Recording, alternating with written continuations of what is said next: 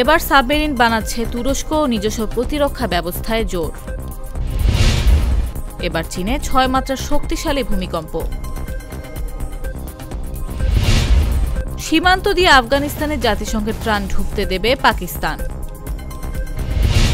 নতুন বাবরি মসজিদ বানাতে চেয়ে দল থেকে বরখাস্ত তৃণমূল নেতা। মামদানি গ্রেফতারের হুমকি সত্ত্বেও নিউ ইয়র্ক যাবেন নেতানিয়াহু। সপ্তাহে 3 দিন বাংলাদেশ ও পাকিস্তানের মধ্যে চলবে বিমান বাংলাদেশের ফ্লাইট, জানালেন হাই কমিশনার।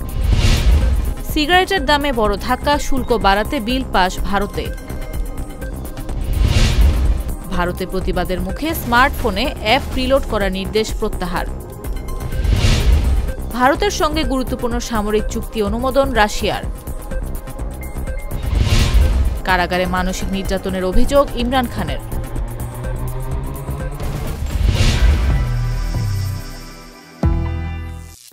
করিম চাচা, আপনার প্রিয় মানুষদের কখনো বিপদে ফেলতে চাইবেন না স্যার। তাহলে আমাদের বিপদে রাখা কি ঠিক হচ্ছে?